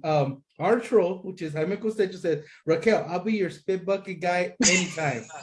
Damn. Hey, bro, back up. You used to be a troll. You're all in love, dog. All right, I need that. I'm not cute in the gym though. I'll be ugly in the gym. I'll be in the gym and I'll be ugly. So long as I'll be catfishing in the gym. I'll be in the gym like ugly putting in work. We still have a lot more questions, but I want tell the fans your social media because I think they're saving it right now. So. You can check me, and I got some fire pictures coming, y'all. I'm trying to tell you, I just came back from vacation. I got some green pictures. Hey, look at the stacks, earmuffs. But you can find me on. You guys are wild. Okay, so you can find me on Instagram under MS Raquel Miller. I'm on Twitter under Miss Pretty Beast, and I'm on Facebook under Raquel Miller. And I got some fire pictures coming, y'all. I promise. I promise I got y'all. And come check me out and follow me. And I just try to send love and light. Of course, I'm a fighter, but more importantly, I'm just a good person. I just like to share good vibes and have fun doing what I love, fighting and traveling the world. I was since you're talking about fire pictures, I do. I'm trying to tell you. I wanted one of your pictures. I'm not like Stacks over here. But with the saying you said a saying at the beginning where you said about people believing or not, it was a good saying that you said at the beginning, and I was gonna write it down, but I lost track. No, I talked about people don't let other people put their limited beliefs on you. I want that quote with one of your pictures. That's what I got you. I got you. When that's I get what home, I want because send me your address. I want to put it on the man cave. You know what I'm saying? That's a power, power quote, guys, by a powerful, woman here. You know what I'm saying? So yes, that's powerful. You guys gotta listen to that. Don't limit yourself, people. Yes. Oh man, the troll. See, the troll already got this guy. The troll said, "Stacks, both hands on camera." Wow, dude, they're on you, bro. The troll is out of control. He getting booted off the line. He out of control. You gotta go. What other show could give you this? What other show could give you this? We give you everything. We give you everything. Gotta go. He got me on that one. He got me on that one. We gotta give you everything here. All right. He's out of control. All right. Tell us, and you kind of share a little bit about your goals. But what are your goals in boxing? My goal in boxing is to be a world champion and to unify a division. That is my ultimate goal. And my first note of action is to become a world champion so that I can challenge all of the world champions and then be able to unify. So that's my boxing goal. And my other goal is world domination. No, I'm just world domination. Okay. World domination. Can I be Pinky? You'll be the brain, I'll be Pinky. Exactly. No, but I have a nonprofit organization. It's Ladies in Power. And that's what I do on my passion project. And it's something that's really near and dear to my heart. It's a mentorship program for young ladies. And we really help them transition from teenage and adolescence to adulthood. And we teach them about financial literacy, mental health, physical health, financially being able to help them transition into being able to learn how about credit and learn about taking care of themselves inside and outside. And so that's something that is way more important for me than boxing, because that's my legacy and that's what's going to make me be remembered forever. And I just get to really feel like I can inspire lives and teach them. Like, I'm from the inner city of San Francisco. I grew up in a really bad area and I didn't have those resources. And I really want to give that to young ladies. And we've recently been funded in San Francisco and our program starts March 1st. So ladiesempower.org. And that's what I do. That's one of my passion projects, and that's very important to me. Mi casa es su casa. So whenever you need anything from the rundown, I'll put it up here for you. No questions asked. Anything with Supreme Boxing, you need anything, hit me up. Go to my inbox. Thank you. You know what you need me to post. I got you. Lukey, take your ass across the bay from Concord and get over there, Lukey. Love Lukey. Lukey's been having my back and been covering me for years. So shout out to Lukey. Yes, I love Lukey. I want him to cover you. Well, no, just cover the nonprofit, bro. You too. I'm afraid about you guys. I was about to say anything, but I was like, no, just cover the nonprofit. Don't say anything. I know what's going on. Yeah, don't say anything. Yeah. I pray. Jorge Santos says, we appreciate you, Ro and Stacks. Thank you, Jorge. No problem. Hey, anytime, Jorge Santos, yeah. Thank you guys. Y'all dope. And I love that you guys just like cover the sport, you know what I'm saying, thoroughly and just show us so much love. Have women like me on your platform. And we appreciate that, because that helps us grow and get recognition and get other people to understand that we're boxing and we're out here handling business. And I appreciate you guys. Thank you so much for having me. No, I was gonna say something. I was like, when we started the show 5 years ago, everybody was like, well, what did you guys start a show for? I started a show for all the young athletes that were not getting any type of exposure. You know, it happened that we got blessed, you know what I mean? And we had world champions here and it just grew, you know? So I'm always going to have everybody's back. You know, this show is not for, I mean, am I happy if I have Canelo on there? Yeah, I'll be happy. But I also want to have the guy that is starting boxing, you know what I mean? Because that's a dream that's starting, guys. That's what matters. Like when I'm telling you guys about her quote that I want in that picture, it's because that's what motivates us. I don't get motivated by seeing like a guy that is chained up, you know, has all kinds of chains, stuff like that. Because to me, that's not a motivation, you know what I mean? That's the end of the motivation. Exactly. You know, we're here to tell a story, because every boxer, every fighter has a story, man. Every fighter has an incredible story as well. Not just a story. I mean, I'm sure Raquel can sit here for hours and talk about her upbringing and her background. You just said you come from the inner city of San Francisco. What, you cover the Point? Yeah. What you know about the Point? Like, wait a minute. You've been around. You've been around. What you know about that? You've been stalking the Point? No, I ain't been stalking like that. Shut up, fool. I'm just messing. I just gotta mess with them. I just gotta mess with them. No, man, I'm old school, man. I'm an old head. So some of my favorite rappers are RBL Posse. They're from the Point. Oh yeah, you know a little something. That's actually where I'm from. Funny, where they from is where I'm from. Yeah. But no, but like I'm saying, every fighter has a story, and that's what we do, man. Whether you're a young amateur coming, somebody that's making a professional debut, world champions, fighters going for a world title, man. I mean, we're here. We have them.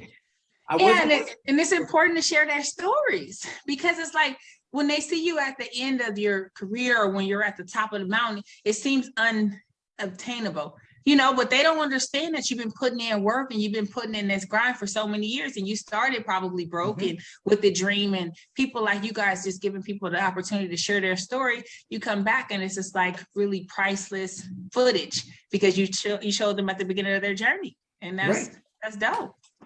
And, yeah. And I wasn't here. Hold on real quick. And I wasn't here last Monday. Fern was on. I wasn't here last Monday.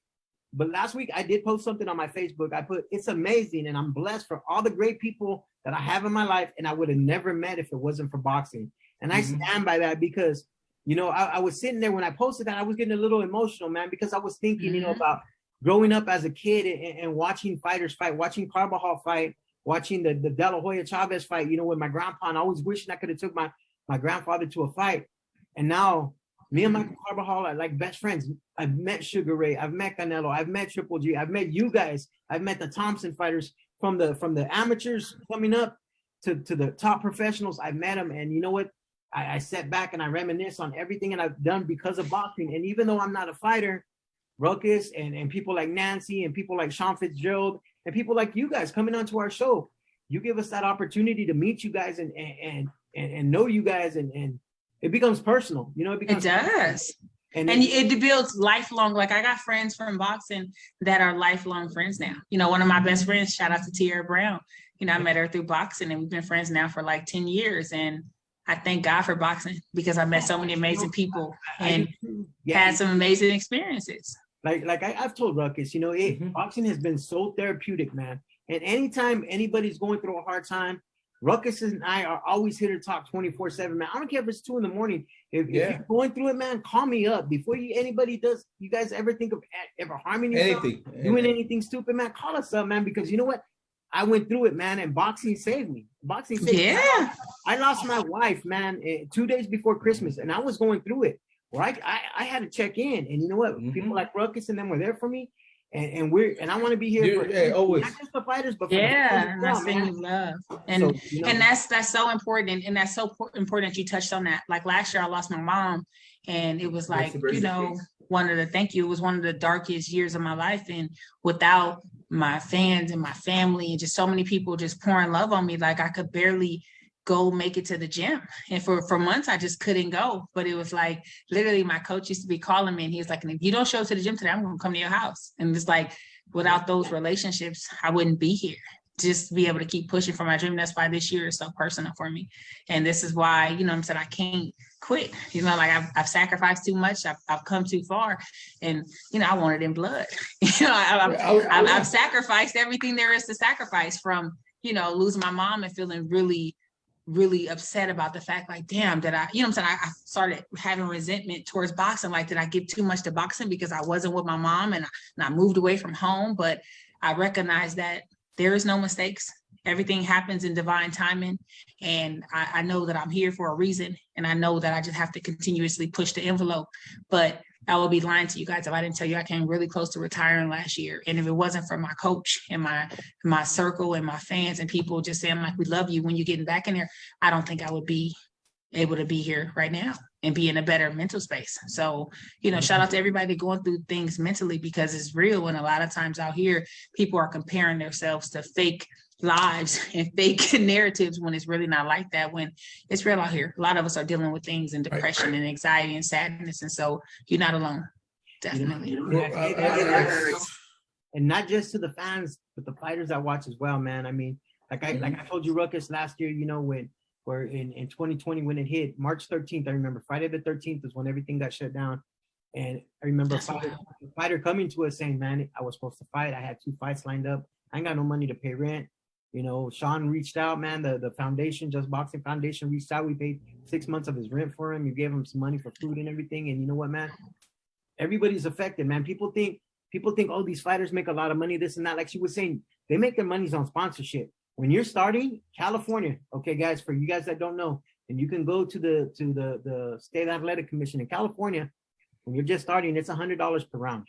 So if you're fighting a 4-rounder, you're probably only getting $400, depending on the type of manager you have or whatnot. But the minimum per fight is $100 per round, guys.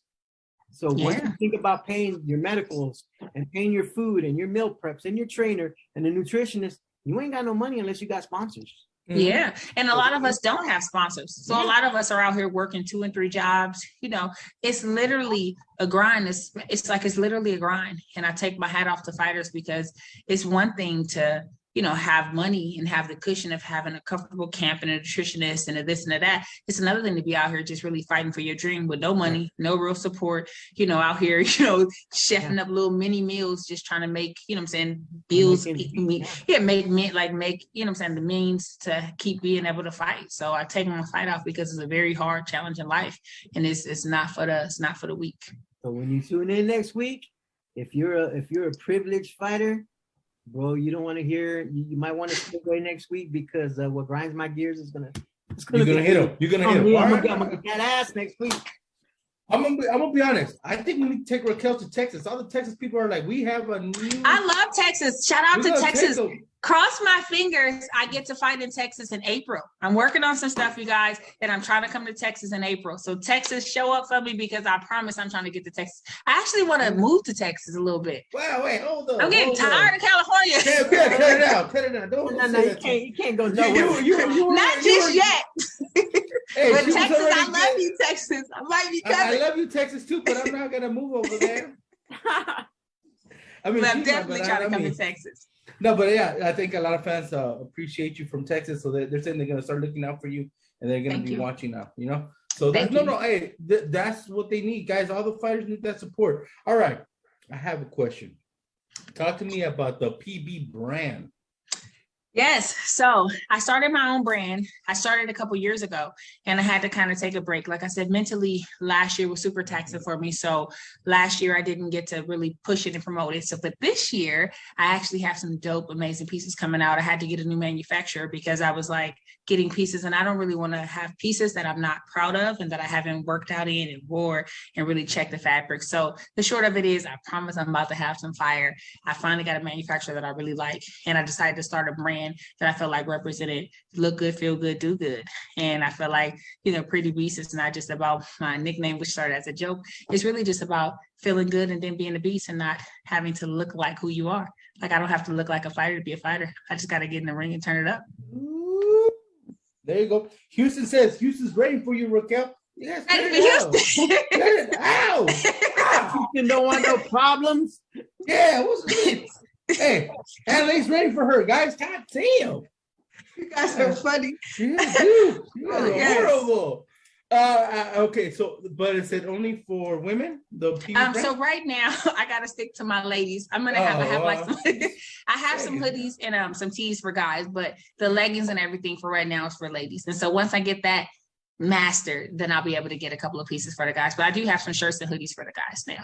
I was just trying to say, my guys can be pretty decent. I get the workout in, I know what you identify as, Ruckus. It's okay. You can wear one, all right? All right. But okay, so it's still coming as. Do you have a website for it? So it's the pbbrand.com. So I do have my website, but I'm not really pushing it right now because I'm waiting for the new pieces to all come in, and then I can get to relaunch the line with the new photo shoot, which is going to be some fire pieces. Okay, so that's kind of what I'm waiting to relaunch it. Pictures for yes. There you go. Look at you guys. Damn, we got guys taking pictures for free. And now another one, H-Town's here, man. Dude, cut it out, guys. She said she's going in April. You guys better all show up in April. Yes, y'all better show up in April because it's going down. And I'm gonna be in Texas. I'm gonna be closer to Houston in April. So everything works out. We're working off the deals right now, but it's looking like in April, end of April. I'm gonna be right outside of Houston. Outside of Houston, where at? What city? I can't give you all the details yet, but I promise Texas, I'm working on that. Right. Just kind of close. But before that, I should be in the ring next month. We're finalizing a deal for that first, and then right after that, I'll be in Texas. So you guys, I'm busy. We out here, we hustling, we making it happen. Yes, she's busy, guys. She's busy. The troll back at it talking about. I want to order some pre-worn leggings. Weirdos, dude. Control is out of control. I don't even know why. Hey, no, I'm gonna tell you this. But you made a super fan of him because he'll troll me and him right now because he usually trolls the guests too. But he's all over you. He's like, "Oh, Raquel, I'm gonna get my passport tomorrow so we can start traveling the world." Man, cut it out, dog. Yeah, man, but I love the troll. I'm gonna tell you this. He even trolled Siniesa, right? Oh yeah. He's not trolling Raquel. God damn, dog. What's going on? God damn, bro. You're hardcore. All right. Who influenced you to go into the sport of boxing, Raquel? Come on, man. I gotta get serious, guys. For real. I don't mind. Christy Martin was, like I said, she was literally a pillar for me. My mom was really into boxing. Ironically, my mom loved boxing. And so she ordered all of the fights, but she hated that I fought. oxymoron, but she loved boxing. My mom was literally one of those women who could call all the sports. She used to watch basketball, but she was a sports head. And so my mom really kind of introduced me because she ordered all of the fights. And then Christy Martin being on that stage and in her pink and she was badass. It was just literally like something like, oh, I have to be like her. And then of course, Layla Ali came and I used to watch Lucia Riker. And I just was inspired by the ladies. And I love the fact that, you know, you can be, I always think of myself like a superhero. Like a lot of people will see you and they're like, you're not a fighter. You're not, but you really are a fighter. Not only am I a fighter, but I get in that ring and I go to work when I'm in the gym. Like I don't play no games. I don't come into the gym to look cute. Like I told y'all, all the cute go out the window and I really grind and I put in the work. And so anybody that's close to me know that, like I don't take no shortcuts. And I like the fact that you can be a woman and be strong and be able to be a fighter, but I can also put my heels on and look good at the same time too. And I want other women to feel that way too. Like I don't want anyone to feel like we have to be put in a box. Like why can't I do whatever I want to do? However I want to do it. I can. So I do. Punches, guys. She said she looks hot and she can fight. Exactly. Right. So, you know, if I got a boyfriend and we had a fight, I mean, you know, we out here, they try to fight us, I'm gonna jump in. But you know, man, I come in peace. I'm nice. Like I don't want to fight. But it's like if I had to fight, I would though. I'm gonna hit you with this one though. You said you feel like a superhero. What's your superhero name? Pretty Bees. But my other name is Roxy, and I don't really know why, but that's my other name. So my superhero name is like, you know, Roxy Red or something like that. Oh, I think I like it. I like it. I think I'm like Roxy or something like that. That's like my superhero name. There you go, guys. All right. So. And you told me, you know, you and I could tell you're very motivated, very, you know, good vibrations and everything. But what wakes you up early in the morning? What makes you go those days that you don't want to go hit the bag, those days that you don't want to go sparring? What really pushes you to the fact that I haven't reached my goal? The fact that I know that there's so many people from where I'm from, there's so many people looking up to me to make it, that I got to show them that it's possible. It ain't been no handouts. It ain't been easy. I haven't got I haven't got any of the big breaks. I just been grinding. Mm-hmm. I just been putting in the work. And so a lot of people, when they see me get there, they gonna know that it's possible for them too. And that's what get me up. Even when I be running slow as hell on my miles, I still be putting in them stupid miles. And even when I don't want to show up to the gym, you know, I try to continuously tell myself that, you know what I'm saying, it's not on me, it's in me. Like this was always my destiny. It don't matter how long it takes me to get there. I'm gonna get there. But in the meantime, who am I inspiring? Who am I encouraging to get to wherever their destiny is too? So that's a big part of my why. No, I'm telling you this. I'm putting you in front of teenagers, you know, so you could just motivate them, you know, for sure. Yeah, I'm gonna make a way that you could just. And that's important because I've been that teenager, you know, like I've been that kid that fought all the time. I've been that kid that got kicked out of school all the time. And, you know, it's like, I've been there. So it's like, I don't teach nothing to these young ladies that I talk to that I haven't experienced and I haven't been through. And, you know, boxing definitely saved me. And like, you know, I don't know what it would be like if it wasn't for boxing calming me down and helping me with my temper and really kind of, you know what I'm saying, just helping me be a better person, because I'd be so tired when I come from the gym. And boxing will humble you. Just in life, it'll teach you about being really confident in yourself, to whereas I got confidence that nobody could take from me. But then also it humbles you because, you know, saying nothing like you go into the ring and you think you're doing your thing, and then you go to spar and they beat you up. And then you got to go and you got to be like, and literally it'd be on my, like, anytime I get a session that I didn't really like, it'd be on my mind until I'd be like, I got to get that back. You know, I want it back. But it just teaches me to where it's like, if I can get in the ring and I can fight, I think of myself as a modern day warrior. What can I do? Right. What can I do? Like, I think I'm probably part of the 5% of the population that's brave enough to actually train for a battle.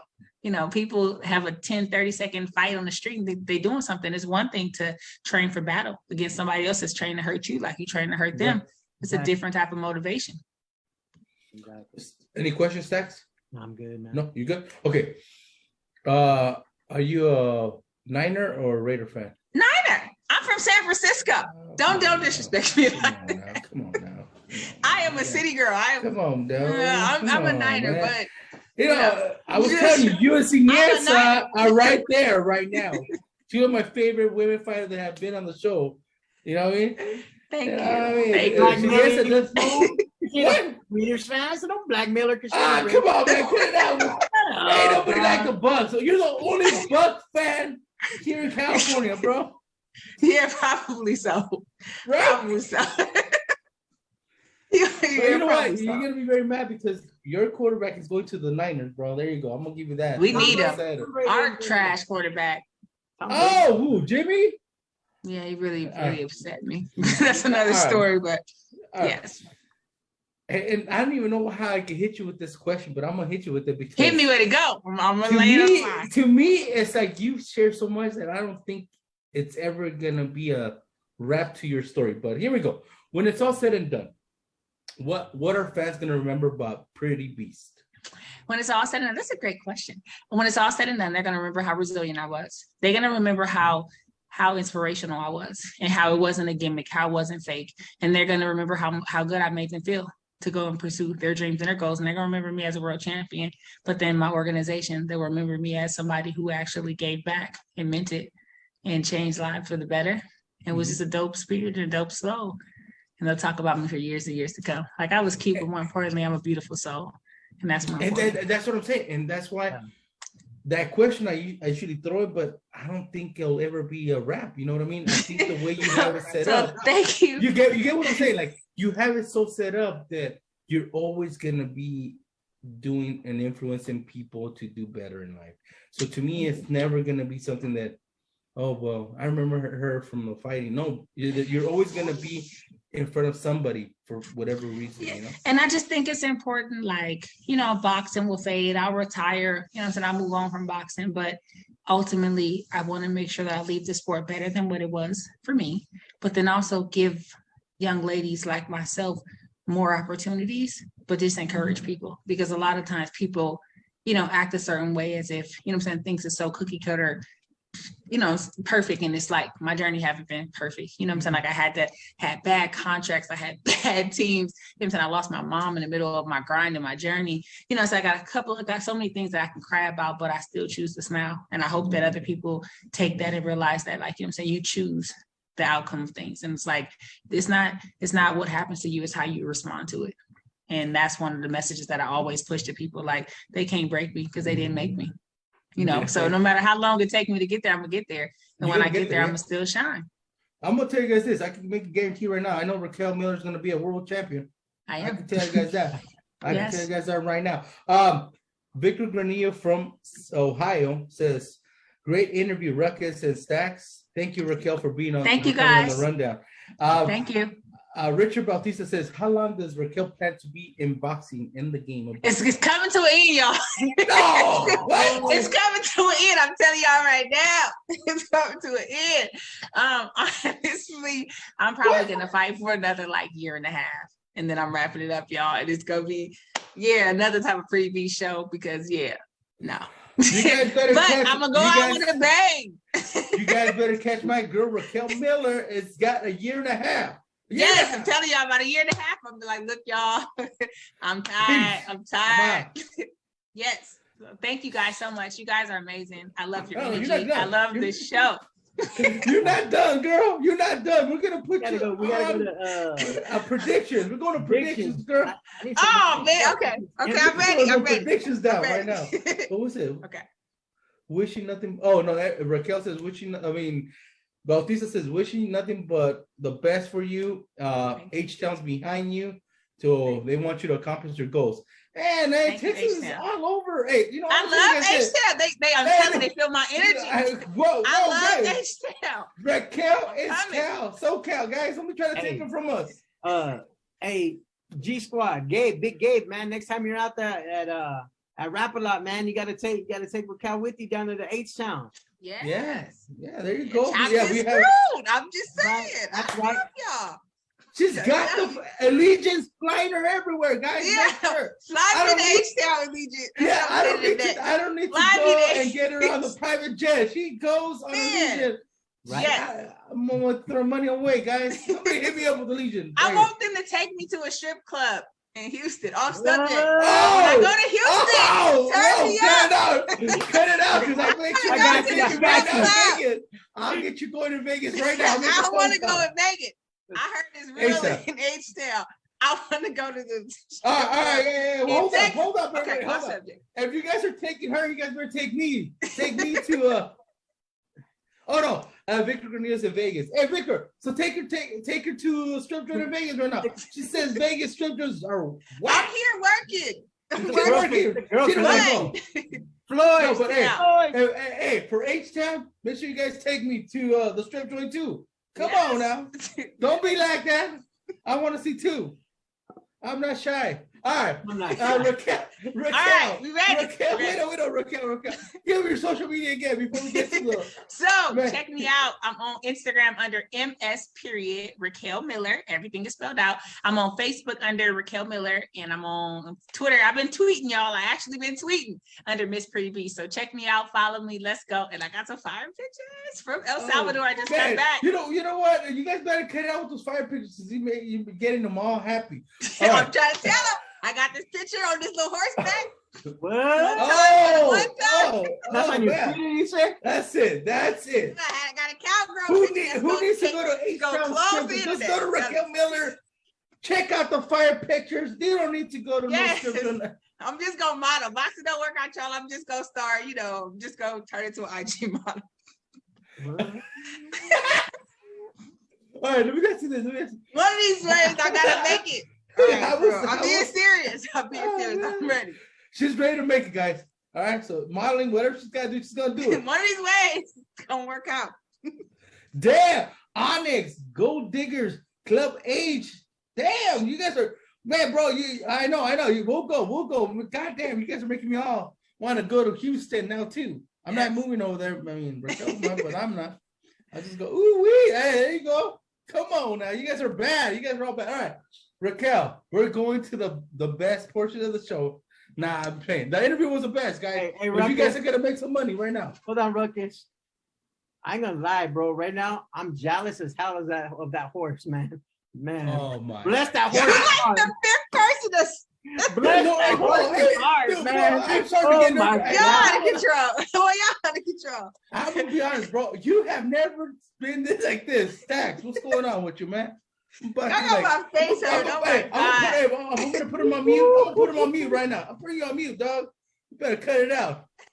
Oh my God, you guys are wild. I'm gonna mute you right now. All right, let's go. I'm ready for real. I'm ready. Friday, Fresno, California, ESPN Plus. Shout out to Carlos Valdera. Shout out to Joel Gonzalez making his top-ranked debut, but we're only going to talk about the co-main event and the main event. So let's start with the co-main event. Gabe Flores Jr. versus Abraham Montoya. Gabe Flores Jr., bouncing back from his last fight. It was a defeat. But let's see who gets it.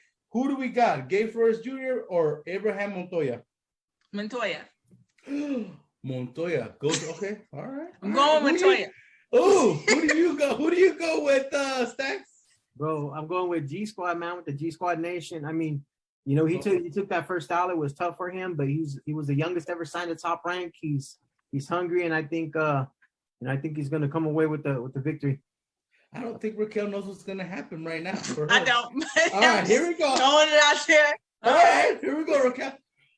Just like Mr. Stack said it, I'm going also with Gabe Flores Jr. I think G Squad will get it done. I think he's gonna bounce back. He's gonna get the win. So you know what this means, Raquel? You are the lone wolf on this. I don't know what this means. So that means you got to give us a wolf howl right now. Wolf howl. That's right. There you go. Raquel did it, guys. Raquel did it. She is a lone wolf on the co-main event, guys. She's ready with Abraham Montoya. Hey, last week you would have been the winner. All right.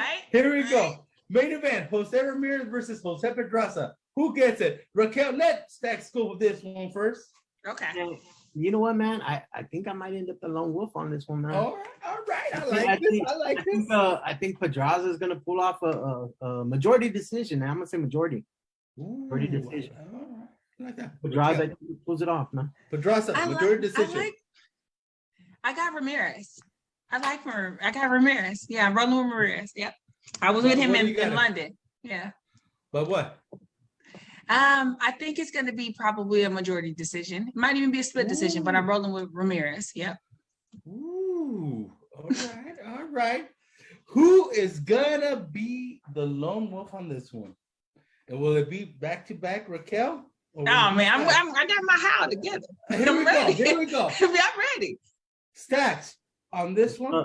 You are the lone wolf because I'm riding with Jose Ramirez. I think Jose Ramirez is going to try to get back his belt. You know what I'm saying? He wants him back. He wants Taylor to take a look at him. He feels that he wants that rematch. So I think Jose Ramirez gets a TKO, late TKO against Jose Pedraza.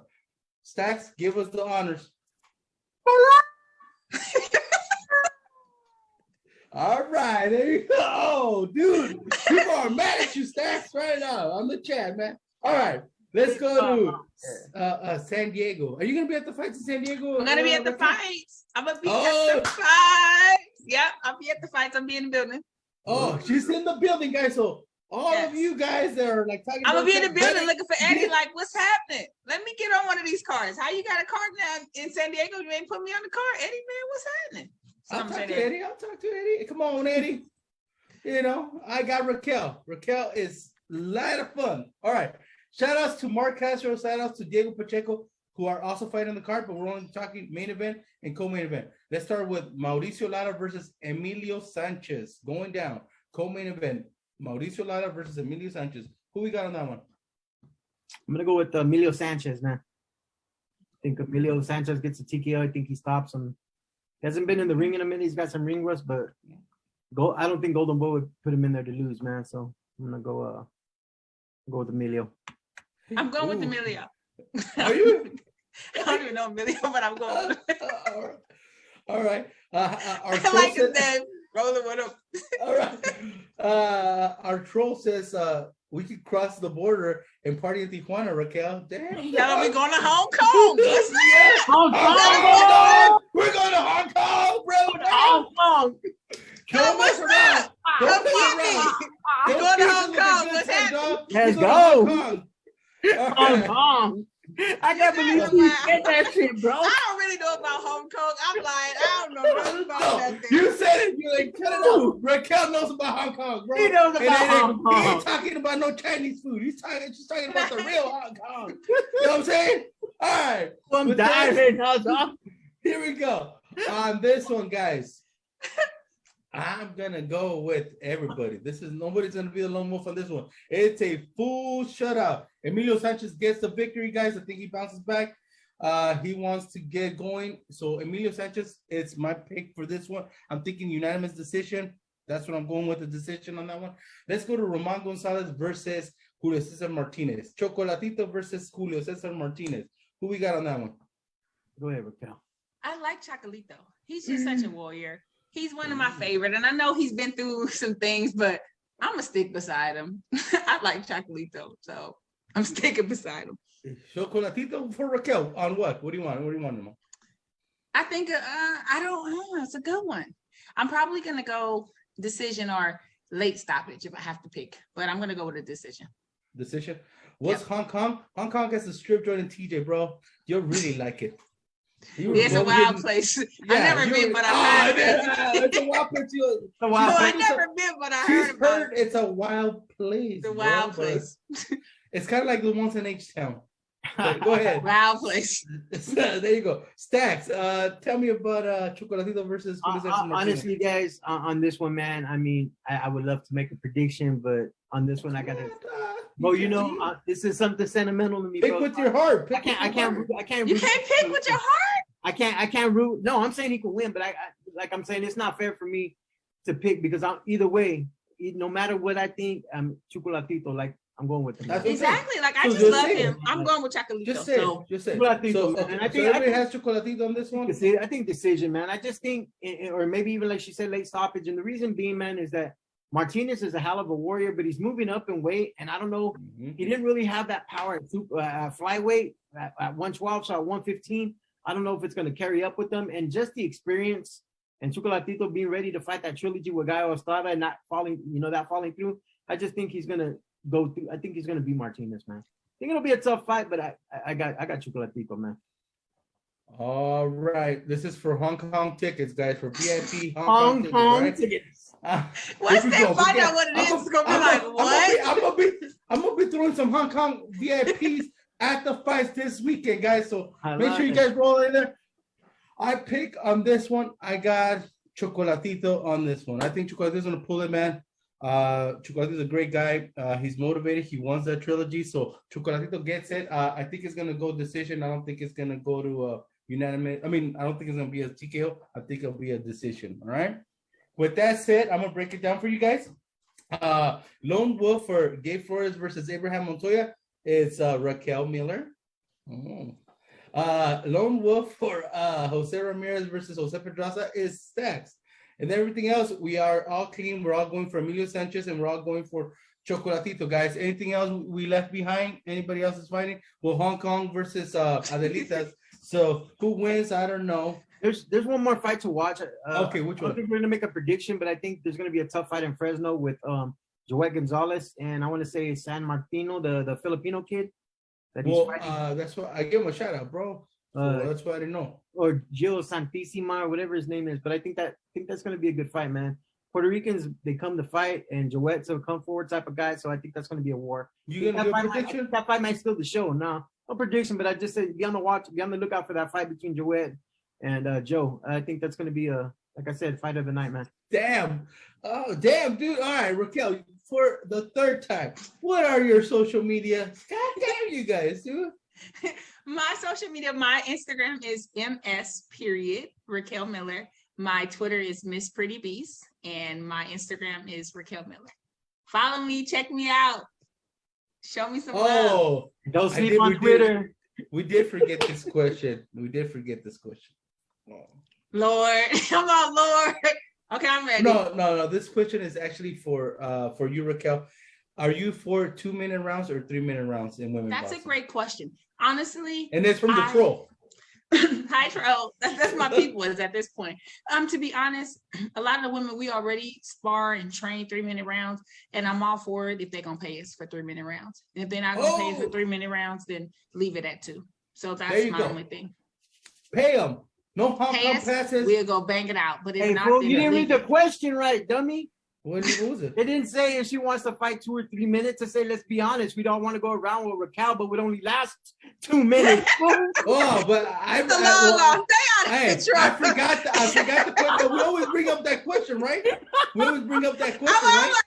We always bring up that question, am I right? Bring up I know you don't like that question. If you can last 2 minutes, y'all got my face hurt. Y'all no, I'm just saying. What I'm saying is, I always ask that question, right? Okay. I mean, I don't care how he put it. I was gonna ask that question. I wasn't put it. But once I seen the 2 minutes, I remember what I was missing. Started having flashbacks. Yeah, I was having flashbacks. The Hong Kong flashbacks. They still on Hong Kong. We passed that. We're past Hong Kong. We ain't on Hong Kong no more. I'm gonna tell you guys this. I don't need to go to Hong Kong. I just need to go to Miss Raquel Miller IG. If you guys want I'm about to turn it up. She's about to turn it up, guys. I'm telling y'all. Just got back from vacation. It's always a good time. Yeah, dude. It's always a good time after vacation. Always. Yeah, shit. Next time you go on vacation, let us know, man. I'll go. Gotcha. El Salvador. Shout out to El Salvador. We just came back, and amazing country, amazing people, amazing food, black sand beaches. It was dope.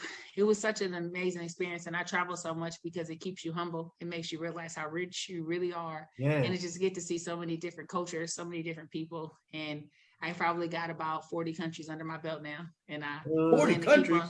Yeah, I've probably got like 40 countries. You've been to more countries than I've been. Hold up. What you mean 40 countries? What?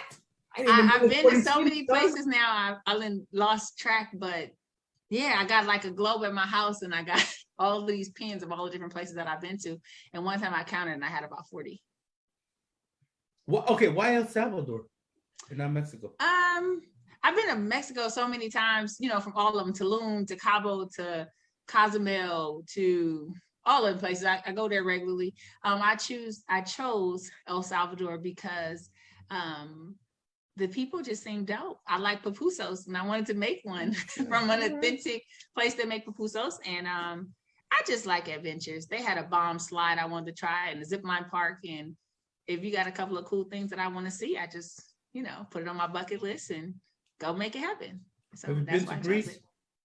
I haven't. I had Greece planned last year, but it got canceled. because of COVID. So probably September this year, Greece.